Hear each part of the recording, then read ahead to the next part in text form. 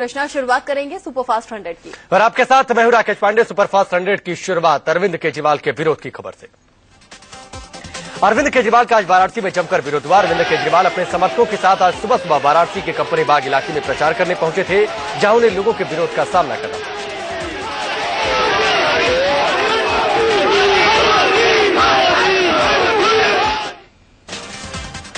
वाराणसी की कंपनी बाग इलाके में मोदी समर्थकों ने अरविंद केजरीवाल को घेर लिया। केजरीवाल के खिलाफ नारेबाजी हुई। मोदी समर्थकों ने मोदी मोदी के नारे लगाए।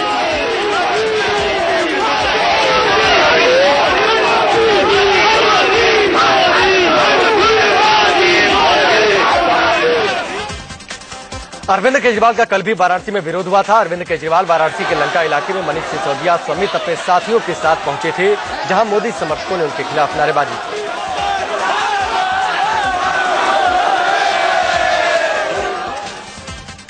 बीती रात वाराणसी के लंका इलाके में जब मोदी समर्थकों ने केजरीवाल का विरोध किया तो मनीष सिसोदिया ने उन पर फूल बरसाकर उन्हें शांत करने की कोशिश की।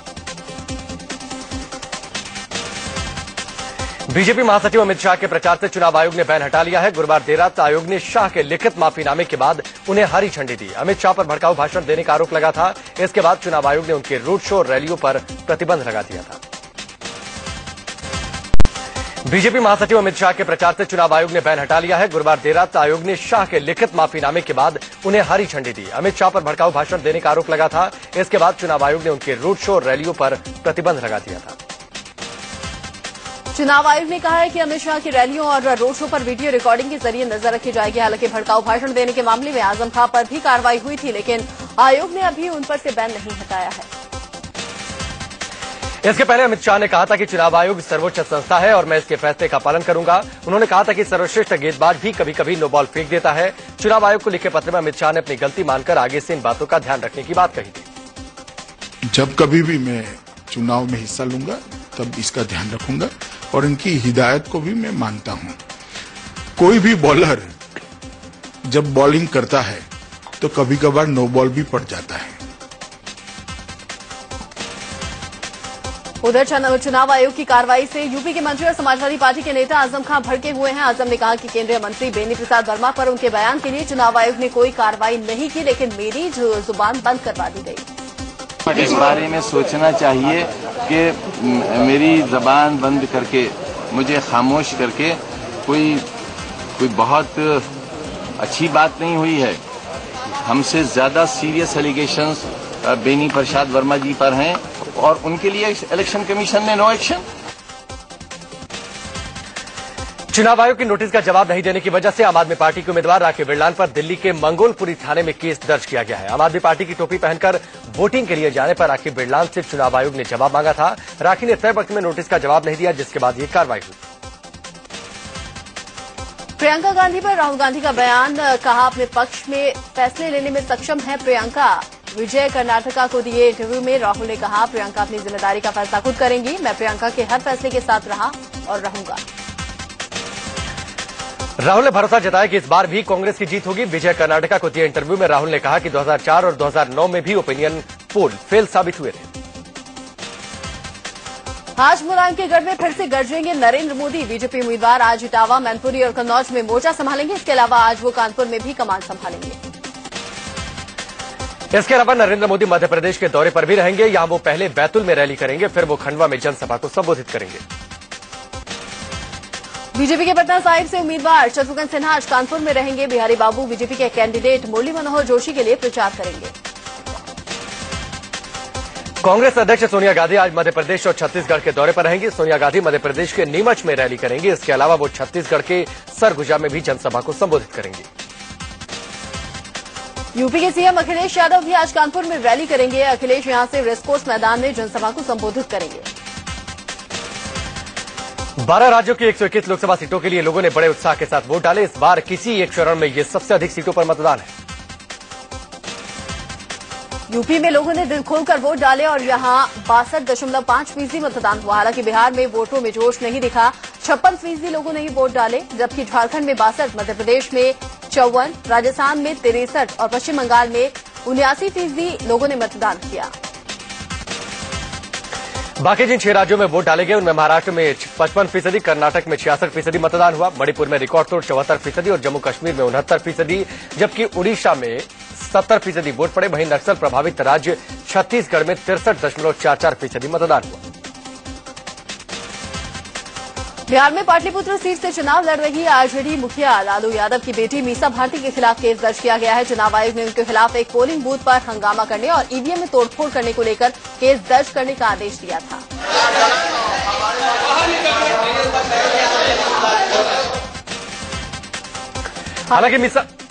हालांकि मीसा भारती का कहना है कि विक्रम विधानसभा क्षेत्र में बूथ नंबर 34 पर कुछ लोग फर्जी वोट डाल रहे थे। मीसा के विरोध करने पर वो लोग हाथापाई पर उतर आए, उनके साथ बदसलूकी की और एक ईवीएम भी तोड़ डाली। इधर स्थानीय लोगों का कहना है कि पोलिंग बूथ पर पहुंची मीसा भारती ने ही हंगामा शुरू किया और वोट डालने पहुंचे लोगों के साथ बहसबाजी की। इतना ही नहीं, आरोप ये भी है कि मीसा ने ही ईवीएम में तोड़फोड़ की। मीसा ने हंगामा कर रहे कवर कर रही मीडियाकर्मियों के कैमरे भी बंद करने की कोशिश की। पाटलिपुत्र सीट से आरजेडी उम्मीदवार मीसा भारती और बीजेपी प्रत्याशी रामकृपाल यादव ने वोट डाला। लालू ने जब अपनी बेटी मीसा को टिकट दिया तो रामकृपाल नाराज होकर बीजेपी के पाले में चले गए। यहां जेडीयू से रंजन यादव उम्मीदवार हैं।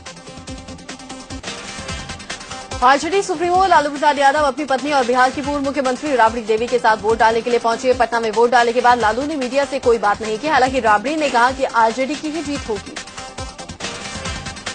पटना साहिब से बीजेपी उम्मीदवार और अभिनेता शत्रुघ्न सिन्हा ने अपने मताधिकार का इस्तेमाल किया। वो बूथ पर अपनी पत्नी और बेटे के साथ वोट डालने पहुंचे थे। शत्रुघ्न सिन्हा यहां से मौजूदा सांसद भी हैं। कर्नाटक की साउथ बेंगलोर लोकसभा सीट से बीजेपी उम्मीदवार अनंत कुमार ने बेंगलोर में अपना वोट डाला। वहीं साउथ बेंगलोर सीट से कांग्रेस उम्मीदवार नंदन नीलेकड़ी ने भी अपने पूरे परिवार के साथ मतदान किया। छत्तीसगढ़ के राजनांदगांव में मुख्यमंत्री रमन सिंह के बेटे अभिषेक सिंह ने मतदान किया। अभिषेक यहां से बीजेपी उम्मीदवार हैं। वो अपनी पत्नी के साथ वोट डालने पहुंचे थे। जयपुर ग्रामीण से बीजेपी के टिकट पर चुनाव लड़ रहे राज्यवर्धन सिंह राठौर ने जयपुर में मतदान किया। वो अपनी पत्नी के साथ पगड़ी पहनकर वोट डालने के लिए पहुंचे। राज्यवर्धन सिंह कांग्रेस के सीटी जोशी के खिलाफ चुनावी मैदान में हैं। कांग्रेस उम्मीदवार और पूर्व मंत्री सुबोधकांत सहाय ने रांची में मतदान किया। सुबोधकांत सहाय रांची सीट से ही चुनाव लड़ रहे हैं। इस सीट पर बीजेपी के राम टहल चौधरी और आजसू के उम्मीदवार पूर्व उप मुख्यमंत्री सुदेश महतो चुनावी मैदान में। राजस्थान के बाड़मेर से निर्दलीय चुनाव लड़ रहे जसवंत सिंह ने वोट डाला। बीजेपी ने टिकट नहीं दिया तो जसवंत बागी हो गए और निर्दलीय किस्मत आजमा रहे हैं। यहां से बीजेपी ने कर्नल सोनाराम को टिकट दिया है। एनसीपी सुप्रीमो शरद पवार की बेटी सुप्रिया सुले ने महाराष्ट्र के बारामती में वोट डाला। सुप्रिया बारामती से ही सांसद है और यहां से एनसीपी उम्मीदवार थी। राजस्थान के मुख्यमंत्री वसुंधरा राजे ने झालावाड़ में मतदान किया। उधर छत्तीसगढ़ के मुख्यमंत्री रमन सिंह ने राजनांदगांव में वोट डाला। राजनांदगांव से उनके बेटे अभिषेक सिंह बीजेपी उम्मीदवार हैं। उधर बिहार के मुख्यमंत्री नीतीश कुमार ने पटना के बख्तियारपुर में वोट डाला, जबकि झारखंड के सीएम हेमंत सोरेन ने रांची में मतदान किया। ओडिशा के मुख्यमंत्री नवीन पटनायक ने भुवनेश्वर में अपना वोट डाला। महाराष्ट्र के पूर्व मुख्यमंत्री और लोकसभा चुनाव में कांग्रेस के उम्मीदवार अशोक चव्हाण ने भी अपने मताधिकार का इस्तेमाल किया। अशोक चव्हाण ने नांदेड़ में अपना वोट डाला। चव्हाण नांदेड़ सीट से ही उम्मीदवार हैं। कॉमनवेल्थ घोटाले में घिरे कांग्रेसी नेता सुरेश कलमाड़ी ने पुणे में वोट डाला। वो अपनी पत्नी के साथ मतदान करने पहुंचे थे। घोटाले के चलते ही कांग्रेस ने उन्हें पुणे में फिर से उम्मीदवार नहीं बनाया था।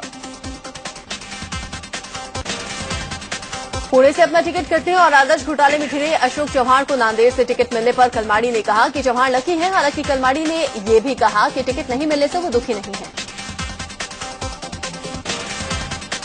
कर्नाटक के पूर्व मुख्यमंत्री बीएस येदियुरप्पा ने शिवमोगा में अपना वोट डाला। येदियुरप्पा शिवमोगा सीट से बीजेपी के टिकट पर चुनाव लड़ रहे हैं। राजस्थान के पूर्व मुख्यमंत्री अशोक गहलोत ने भी मतदान किया। जोधपुर में उन्होंने वोट डाला। उनके साथ उनके परिवार के कई लोगों ने भी मतदान किया। केंद्रीय गृहमंत्री सुशील कुमार शिंदे ने महाराष्ट्र के सोलापुर में मतदान किया। शिंदे लंबे समय से यहां से सांसद हैं और इस बार भी कांग्रेस के उम्मीदवार हैं। वोट डालने के बाद उन्होंने कहा कि यहां मोदी नहीं बल्कि शिंदे की लहर है। कर्नाटक के चिकबल्लापुर में पेट्रोलियम मंत्री वीरप्पा मोइली ने अपनी पत्नी के साथ वोट डाला। मोइली यहां से कांग्रेस उम्मीदवार हैं। वोट देने से पहले उन्होंने लाइन में लगकर अपनी बारी का इंतजार भी किया। कर्नाटक के गुलबर्गा में रेल मंत्री मल्लिकार्जुन खड़गे ने वोट डाला। वो अपनी पत्नी के साथ मतदान करने पहुंचे थे। खड़गे गुलबर्गा से ही सांसद हैं और इस बार भी कांग्रेस के टिकट पर चुनाव लड़ रहे हैं। गुना से सांसद और केंद्रीय मंत्री ज्योतिरादित्य सिंधिया ने गुना में मतदान किया। वहीं केंद्रीय राज्य मंत्री जितिन प्रसाद ने शाजापुर में अपना वोट डाला। जितिन अपनी मां, पत्नी और बहन के साथ वोट डालने के लिए पहुंचे थे। बीजेपी सांसद यशवंत सिन्हा ने अपनी पत्नी और बेटे जयंत सिन्हा के साथ हजारीबाग में मतदान किया। यशवंत सिन्हा हजारीबाग से ही सांसद हैं, लेकिन इस बार उन्होंने इस सीट से अपने बेटे जयंत सिन्हा को चुनावी मैदान में उतारा है। बीजेपी की वरिष्ठ नेता सुषमा स्वराज ने भोपाल में मतदान किया, जबकि बीजेपी उपाध्यक्ष मुख्तार अब्बास नकवी ने यूपी के रामपुर में अपना वोट डाला। वेंकैया नायडू ने बेंगलौर में मतदान किया और बीजेपी नेता प्रकाश जावड़ेकर ने पुणे में अपना वोट डाला। बिहार के बीजेपी दिग्गजों ने पटना में वोट डाले। सुशील कुमार मोदी ने पटना में वोट डालने के बाद बिहार में सभी सीटों पर जीत का दावा किया। वहीं सीपी ठाकुर और रविशंकर प्रसाद ने पटना में अपना मतदान किया। मध्य प्रदेश के गुना में कांग्रेस महासचिव दिग्विजय सिंह ने अपने मताधिकार का इस्तेमाल किया। दिग्विजय खुद लोकसभा चुनाव नहीं लड़ रहे हैं, हालांकि उनके भाई लक्ष्मण सिंह विदिशा सीट से बीजेपी नेता सुषमा स्वराज को चुनौती दे रहे हैं। यूपी के कैबिनेट मंत्री और समाजवादी पार्टी के कद्दावर नेता आजम खान ने रामपुर में अपना वोट डाला। भड़काऊ भाषण देने के आरोप में चुनाव आयोग ने आजम खान की चुनावी सभाओं पर बैन लगा रखा है। समाजसेवी अन्ना हजारे ने अपने गांव रालेगढ़ सिटी में मताधिकार का इस्तेमाल किया। वोट डालने के बाद अन्ना हजारे मुस्कुराते हुए नजर आए। आध्यात्मिक गुरु श्री श्री रविशंकर ने भी अपने मताधिकार का इस्तेमाल किया। बेंगलुरु ग्रामीण इलाके में उन्होंने पोलिंग बूथ पर पहुंचकर अपना वोट डाला और साथ ही लोगों से अपील भी की कि वो अपना वोट जरूर डालें। मध्य प्रदेश के छतरपुर जिले में मतदान के दौरान बीजेपी और कांग्रेस कार्यकर्ताओं के बीच खूनी झड़प हो गई। इस झड़प में दोनों गुटों के 4 दर्जन लोग जख्मी हो गए। घायलों को अस्पताल में भर्ती करवाया गया है। झारखंड के बोकारो में नक्सलियों ने वोटिंग से पहले 3 जगहों पर विस्फोट कर रेल की पटरियां उड़ा दी। नक्सलियों ने लोगों को डराने के लिए यह धमाका किया था, फिर भी बूथ पर मतदाताओं की लाइन देखी गई। छत्तीसगढ़ के कांकेर में मतदान केंद्र के करीब सुरक्षाकर्मियों ने 3 बड़े बम बरामद किए। मतदान में गड़बड़ी फैलाने के मकसद से नक्सलियों ने बम प्लांट किए थे। सभी बमों को डिफ्यूज कर दिया गया। राजस्थान के कोटा में वोटिंग को लेकर बुजुर्गों में खासा उत्साह देखने को मिला। यहां 105 साल के एक बुजुर्ग ने पोलिंग बूथ पहुंचकर अपना वोट डाला। वहीं 92 साल की एक बुजुर्ग महिला ने भी मतदान किया। रांची के कुछ मतदान केंद्रों पर मतदाताओं को खास तरजीह दी गई। यहां वोट देने आए लोगों को गुलाब के फूल दिए गए, जिससे मतदाता काफी उत्साहित दिखे। बिहार के डीजीपी अभयानंद पटना में वोट नहीं डाल पाए। वोटर लिस्ट में नाम नहीं होने के चलते वो मताधिकार का इस्तेमाल नहीं कर सके। वोटर लिस्ट में नाम गायब रहने से पिछले 2 चुनाव से वो वोट नहीं दे पा रहे। राजस्थान के झालावाड़ में टीवी कलाकार दिनेश दिलवाला ने रावण के भेष में वोट डाला। उन्होंने लोगों को वोट डालने के लिए जागरूक भी किया। उन्हें बाइक चलाते देख लोगों की भीड़ लग गई। यूपी के रामपुर में वोटिंग के समय बारिश ने खलल डाला। करीब 20 मिनट तक भारी बारिश से मतदान प्रभावित रहा। हालांकि इससे मतदाताओं का जोश कम नहीं हुआ और बारिश रुकने के बाद बड़ी संख्या में लोग वोट डालने पहुंचे। वाराणसी से कांग्रेस कैंडिडेट अजय राय ने अपना पर्चा दाखिल कर दिया। इस सीट पर अजय राय की टक्कर बीजेपी के पीएम कैंडिडेट नरेंद्र मोदी और आम आदमी पार्टी के संयोजक अरविंद केजरीवाल से है। ये धरती पुत्र कौन है, काशी का पुत्र कौन है, चुनाव इस पे हो रहा है। बनारस के ऐसी तमाम समस्याएं हैं जो बाहर के लोग आते हैं ट्रेन से या दूसरी ट्रेन से चले जाते हैं, एक जहाज से आते हैं दूसरे जहाज से चले जाते हैं। ऐसे लोगों की आवश्यकता बनारस में नहीं है। कहाँ लहर है, ये जनता की लहर देखिए आप, ये काशी की जनता की लहर है इस बार। यहाँ मोदी, केजरीवाल और मुलायम सिंह नहीं चलेंगे, यहाँ बनारस का धरती पुत्र चलेगा। धरती पुत्र मुसलमानों का वोट नहीं, उनकी परछाई नहीं मिलेगी। परछाई मुसलमानों की परछाई भी नहीं मिलेगी। फैजाबाद सीट से चुनाव लड़ रही बीजेपी कैंडिडेट लल्लू सिंह ने नामांकन दाखिल किया। नामांकन से पहले लल्लू सिंह ने रोड शो कर अपनी ताकत दिखाई। पिछले चुनाव में लल्लू सिंह को इसी सीट से हार का सामना करना पड़ा था। प्रतापगढ़ सीट से कांग्रेस कैंडिडेट और वर्तमान सांसद राजकुमारी रत्ना सिंह ने नामांकन दाखिल किया। वो 6ठी बार इस सीट से चुनावी मैदान में है। 5 में से 3 बार उन्हें जीत मिली, जबकि 2 बार हार का सामना करना पड़ा। यूपी के प्रतापगढ़ में परशुराम सेना के अध्यक्ष ने भी नामांकन किया। हाथों में फरसा और फूलों से खुद को लपेटे ये शख्स लोगों के आकर्षण का केंद्र बना रहा है। इस उम्मीदवार ने कहा कि वो भ्रष्टाचार को खत्म करने के लिए मैदान में उतरा है। उत्तराखंड के टिहरी लोकसभा सीट से बीजेपी कैंडिडेट माला राज लक्ष्मी ने पर्चा दाखिल किया। इस दौरान उत्तराखंड बीजेपी के कई दिग्गज नेता उनके साथ मौजूद थे। आंध्र प्रदेश में बीजेपी टीडीपी गठबंधन संकटों से जूझता हुआ दिख रहा है। खबर है कि टीडीपी मुखिया चंद्रबाबू नायडू ने आंध्र प्रदेश में मई में होने वाले विधानसभा चुनाव के लिए बीजेपी की ओर से कमजोर उम्मीदवार उतारे जाने पर नाराजगी जताई है। कांग्रेस उपाध्यक्ष राहुल गांधी ने नरेंद्र मोदी के गुजरात मॉडल का एक बार फिर से मजाक उड़ाया है। राहुल ने मध्य प्रदेश के खंडवा की रैली में मोदी के मॉडल को चाय मॉडल बता दिया। पहले वो इसे टॉफी मॉडल कहकर उपहास उड़ाते रहे। गुब्बारा इंडिया शाइनिंग टॉफी मॉडल, यहाँ आपने नया नाम निकाला, टॉफी मॉडल, चाय मॉडल, जो भी आप कहना चाहते हो। मध्य प्रदेश के खंडवा की रैली में राहुल गांधी ने गुजरात के विकास मॉडल पर भी सवाल उठाए। उन्होंने कहा कि गुजरात एक ऐसा सूबा है जहां 12 रुपए रोज कमाने वाला अमीर की कैटेगरी में आता है। गरीबी रेखा गुजरात में 11 रुपए की है। अगर आपके पास 11 रुपए हैं तो आप गरीब हो, 12 रुपए हैं तो आप अमीर हो। 12 रुपए में आप अमीर हो, मगर भैया आपको 1 रुपए वाली जमीन नहीं मिलने वाली। वो सिर्फ एक व्यक्ति को मिलेगी और किसी को नहीं मिलती। वो रिकाउंटिंग मिनिस्टर कहे जाने से बढ़ के केंद्रीय वित्त मंत्री पी चिदम्बरम ने नरेंद्र मोदी पर पलटवार किया है। उन्होंने मोदी को एनकाउंटर चीफ मिनिस्टर बता दिया। साथ ही उन्होंने ये भी कहा कि मोदी बहुत बड़े झूठे हैं और झूठ बोलने की उन्हें आदत है। Mr. Modi is a compulsive liar. If he is calling me that, I can call him Encounter Chief Minister. दरअसल नरेंद्र मोदी ने तमिलनाडु की रैली में चिदम्बरम को रिकाउंटिंग मिनिस्टर कहा था। मोदी ने आरोप लगाया था कि 2009 में वो दूसरे नंबर पर आए थे, लेकिन रिकाउंटिंग में विजयी हुए। मोदी ने ये भी कहा कि हार के डर से चिदम्बरम चुनाव से भाग गए। कांग्रेस उपाध्यक्ष राहुल गांधी के बयान पर बीजेपी ने पलटवार किया है। बीजेपी प्रवक्ता मीनाक्षी लेखी ने कहा कि राहुल ने उल्लू बनाने की बात कहकर जनता का अपमान किया है। दरअसल बुधवार को बिहार में राहुल ने कहा था कि मोदी जी जनता को उल्लू न बनाए। मतदाता को उल्लू कहना एक विवेक से भरोसा उठने वाली बात है, जो कि कांग्रेस पार्टी के शीर्ष नेतृत्व। मतदाता को उल्लू कहना एक विवेक से भरोसा उठने वाली बात है, जो कि कांग्रेस पार्टी के शीर्ष नेतृत्व ने बौखलाहट में दिखाई है। हमेशा विवादों से घिरी रहने वाली पाकिस्तानी मूल की अभिनेत्री वीना मलिक ने फिर से कुछ ऐसा कहा है जिससे हलचल मच गई है। वीना मलिक के मुताबिक अगर नरेंद्र मोदी प्रधानमंत्री नहीं बनते तो अपना सर मुंडवा देंगी। बिहार के हाजीपुर पहुंचे जेडीयू सुप्रीमो शरद यादव ने एलजेपी चीफ रामविलास पासवान को घेरा। एलजेपी के बीजेपी से गठबंधन पर शरद यादव ने कहा कि कमल के लिए जरूरी कीचड़ का काम पासवान करेंगे। शरद यादव ने मीडिया पर भी जमकर भड़ास निकाली। यूपी के जसवंत नगर में एसपी सुप्रीमो मुलायम सिंह यादव ने नरेंद्र मोदी पर बड़ा बयान दिया। मुलायम ने कहा कि बीजेपी के कुछ नेता उनके संपर्क में हैं जो मोदी को पीएम बनते नहीं देखना चाहते हैं और ये सभी लोग आडवाणी के साथ हुए व्यवहार से दुखी हैं। एसपी सुप्रीमो मुलायम सिंह यादव ने मैनपुरी की रैली में मोदी के हमले पर पलटवार करते हुए कहा कि लखीमपुर में हेलीपैड पर जो सांड घुसाया था वो उनका स्वागत करने पहुंचा था। मुलायम बोले उन्हें तो जानवर भी पसंद करते हैं। मैनपुरी में हुई रैली में मुलायम सिंह यादव ने तीसरे मोर्चे की सरकार बनने का भरोसा भी जताया। मुलायम ने कहा कि सबसे ज्यादा सीटें समाजवादी पार्टी को मिलेंगी, जिससे तीसरे मोर्चे में एसपी सबसे बड़ी पार्टी बनकर उभरेगी। मथुरा में वोटिंग की तारीख नजदीक आने के साथ ही चुनाव प्रचार जोर पकड़ता जा रहा है। बीजेपी कैंडिडेट हेमा मालिनी ने आज कई इलाकों में जनसंपर्क अभियान चलाकर वोट मांगा। उनके साथ अभिनेता गजेंद्र चौहान भी थे।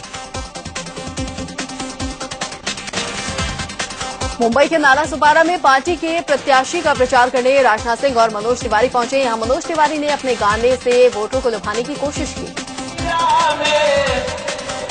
और ये भीड़ पीड़ा की उम्रत है, सारा देश पुकार रहा है, अब मोदी की जरूरत। महाराष्ट्र नवनिर्माण सेना के प्रमुख राज ठाकरे की बेटी इन दिनों पार्टी के प्रचार में जोर शोर से जुटी है। राज की बेटी उर्वशी की यह तस्वीर देखकर हर कोई हैरान है। अपनी मां के साथ पार्टी प्रत्याशी के लिए प्रचार करने निकली उर्वशी बुलेट पर सवार हो गई और हाथ में पार्टी का झंडा लेकर प्रचार में जुटी। सेवी के साथ चल रहे विवाद को लेकर जेल में बंद चल रहे सुब्रत रॉय सहारा को कोर्ट ने एक कड़ी फटकार लगाई है। सुप्रीम कोर्ट ने सहारा के उस बयान पर फटकार लगाई जिसमें कहा गया था कि जेल से निकालकर हाउस अरेस्ट रखने पर ही वो पैसा लौटा पाएंगे। कोर्ट ने कहा कि आप कोर्ट के सामने शर्त कैसे रख सकते हैं। इस बीच सुब्रत रॉय की जमानत के लिए सहारा ने सुप्रीम कोर्ट में नया प्रस्ताव पेश किया है। इसके मुताबिक सहारा ने अगले 3 दिनों में 2,500 करोड़ जमा करने के साथ ही 2 महीने में बाकी 2,500 करोड़ और 5,000 करोड़ की बैंक गारंटी जमा करने की बात कही है। सुप्रीम कोर्ट ने सहारा का नया प्रस्ताव सुनवाई के लिए मंजूर कर लिया है। सुप्रीम कोर्ट ने कहा है कि सहारा चाहे तो इस प्रस्ताव में और सुधार कर सकता है। उसके प्रस्ताव पर सुप्रीम कोर्ट सोमवार को सुनवाई करेगा, यानी कि सोमवार तक सुब्रत रॉय को जेल में ही रहना होगा। Vice admiral R K. धवन को भारतीय नौसेना का नया प्रमुख नियुक्त किया गया है। पूर्व नेवी चीफ डी.के. जोशी के इस्तीफे के करीब 2 महीने बाद ये नियुक्ति की गई है। जोशी ने नेवी की पनडुब्बियों पर हो रहे हादसों की नैतिक जिम्मेदारी लेते हुए इस्तीफा दे दिया था। नौसेना प्रमुख के पद पर एडमिरल आर.के. धवन का कार्यकाल 25 महीने का होगा। वो मई 2016 में रिटायर होंगे। नेवी चीफ के पद पर नियुक्त होने के बाद एडमिरल धवन को गार्ड ऑफ ऑनर दिया गया। राजधानी दिल्ली में गुरुवार की रात से मौसम ने मिजाज बदला। बारिश के साथ तेज हवाएं चलनी शुरू हो गई। दिल्ली के साथ साथ नोएडा में भी बादल जमकर बरसे। गुरुवार की शाम तेज बारिश और आंधी के बाद मध्य प्रदेश के डिंडोरी में मौसम ने करवट ले ली। तेज बारिश के साथ जमकर ओले गिरे। मौसम के इस बदले मिजाज ने किसानों के लिए परेशानी भी कही कर दी है। दिल्ली के पटेल नगर इलाके में एक शख्स की चाकू मारकर हत्या कर दी गई। वारदात यहां के पौष इलाके के ब्लॉक की है। हत्या की वजह मामूली कहासुनी बताई जा रही है। पुलिस ने एक शख्स को हिरासत में लेकर पूछताछ शुरू कर दी है। गुजरात के सुरेंद्र नगर में वाहन चेकिंग के दौरान पुलिस को एक स्कॉडा कार से करीब 11 किलो सोने की ज्वेलरी मिली है। ज्वेलरी ले जा रहे तीनों शख्स को पुलिस ने हिरासत में ले लिया।